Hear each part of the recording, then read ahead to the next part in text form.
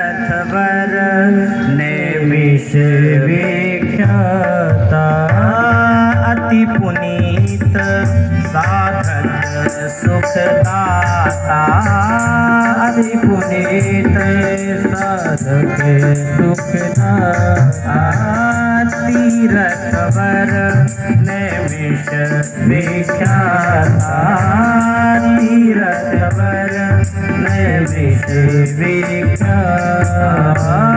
अति पुनीत साधक सुखदाता अति पुनीत साधक सुखदाता। सज्जनों, अति पुनीत साधक सुखदाता, जहाँ पर साधकों को सुख की अनुभूति होती है वह तीर्थ है नैमिषारण्य तीर्थ। तो हम रिश्तेदारियां बता रहे थे, तो तीर्थों का जो दूल्हा है वो नैमिषारण्य है। और तीर्थों के गुरु कौन है? यहाँ राजस्थान से भी शायद माताएं बैठी हैं। राजस्थान में पुष्कर क्षेत्र है। वैसे तो एकमात्र ब्रह्मा जी का स्थान पुष्कर में ही है, परंतु अब नाना प्रकार के स्थानों में ब्रह्मा जी की मूर्ति लगाई जाने लग गई, पर ब्रह्मा जी की मुख्य जो मूर्ति है वो पुष्कर में ही है। तो पुष्कर कौन है? ये तीर्थों के गुरु हैं। और तीर्थों का राजा कौन है? तीर्थों का राजा प्रयागराज है। और प्रयागराज की महिमा का व्याख्यान तो शास्त्रों ने नेति नेति कह करके ही हाथ जोड़ लिया। को कही सके प्रयाग प्रभाव, प्रयाग की महिमा कह पानी असंभव है। अरे जो हनुमान जी कहते थे कि राम काज कीन्हे बिनु मोहि कहाँ विश्राम, राम काज किए बिना मुझे विश्राम कहाँ मिल सकता है, वो हनुमान जी भी जाकर के प्रयाग में विश्राम किए। और गंगा यमुना की अविरल धारा सरस्वती के संग संगम के पावन तट के रूप में वहाँ पर ख्यापित होता है। भगवान वेणी माधव के रूप में वहाँ प्रकट होते हैं। और सुनिए सज्जनों, राम जी सबके आदर्श हैं। और जब वो राम जी प्रयाग में जाते हैं तो प्रयाग में दान करते हैं। क्या करते हैं? 1 वर्ष तक का अन्न दान करते हैं, वस्त्र दान करते हैं। था उनके पास कुछ नहीं भाई, अगर शरीर की दृष्टि से देखी जाए तो राम जी क्या लेकर चले थे? कुछ भी नहीं, वस्त्र पहने थे और वल्कल वेश और तीर धनुष लेकर चल पड़े। पर तीर्थों की यह महिमा है। तीर्थ में पंडे होते हैं, पंडा पुजारी होते हैं कि नहीं? तो पंडाओं का यह विधान होता है कि आप संकल्प कर दो, सामान तो हम आपके घर से उठा लाएंगे। तो राम जी ने 1 वर्ष तक का पूरा दान किया है। जाते समय भी राम जी प्रयाग से होकर गए और आते समय भी 14 वर्ष पूर्ण होते ही अयोध्या पहुंचने का वचन दिया।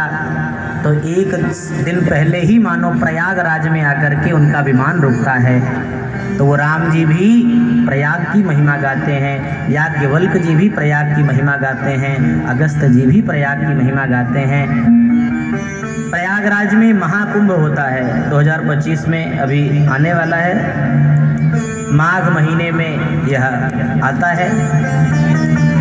सज्जनों, वैसे तो माघ मकरगत रवि जब हुई, ये तो प्रत्येक वर्ष की बात है कि माघ महीने में व्यक्ति वहां पर साधु संत कल्पवास करते हैं। परंतु 12 वर्ष में एक बार वहां कुंभ मनाया जाता है। ये कुंभ क्या है? कुंभ कहते हैं घड़े को। किसको कहते हैं कुंभ? घड़े को। तो घड़े से जो अमृत की वर्षा होती है उसी को कहते हैं कुंभ महोत्सव। श्री गरुड़ जी महाराज देवलोक से अमृत लेकर के निकले तो उन्होंने जिन जिन स्थानों पर रखा वहीं पर महाकुंभ मनाया जाता है। तो ये 12 वर्ष में एक बार कुंभ आता है और 12 वर्ष वाला कुंभ जब 12 बार बीत जाता है तो वो पूर्ण महाकुंभ माना जाता है। क्या माना जाता है? भाई थोड़ा जोर से बोला करो। हम तो भाई पूरे जोर शोर से बोलते हैं, आप तो थोड़ा पैर इधर उधर भी कर लोगे, उठ करके चल बैठ भी लोगे, और आपको तो बोलना नहीं है फिर भी आप थक जाते हो। हमको तो पूरे 4 घंटे बोलने हैं।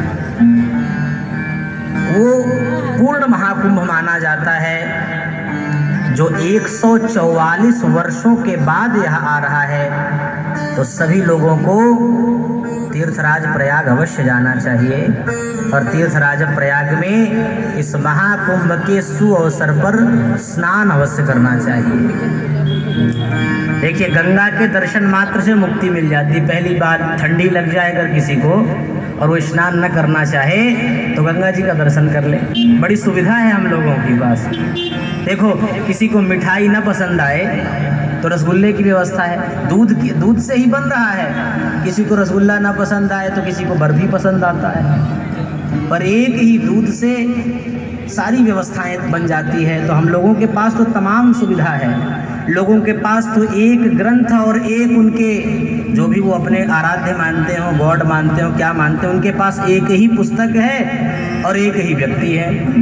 हमारे यहाँ तो किसी को मान लो अवघड़धानी भगवान शंकर ना रुचिकर लग रहे हो तो नटनागर भगवान कृष्ण खड़े हैं। अब नटनागर कृष्ण के प्रति भी किसकी आस्था ना हो तो वही परमात्मा राम जी के रूप में, मर्यादा पुरुषोत्तम के रूप में मिल जाते हैं। अब कोई कहे राम जी बड़े लंबे चौड़े हैं तो हमें तो कोई ऐसा मिले जिसके माथे पे हम तिलक लगा लें, तो भगवान वामन के रूप में आ जाते हैं। तो हमारे यहाँ तो बड़ी सुविधाएं हैं सज्जनों।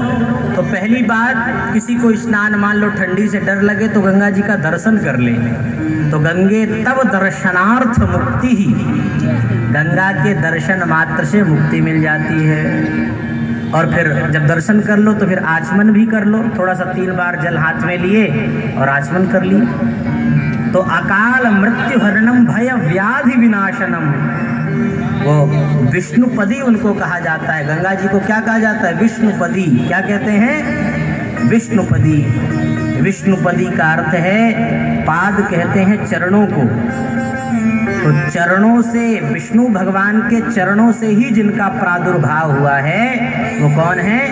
भगवती गंगा है, विष्णुपदी हैं। तो अब मान लो पहले दर्शन कर लिया, फिर आचमन कर लो। तो आचमन करने से क्या होगा? अकाल मृत्यु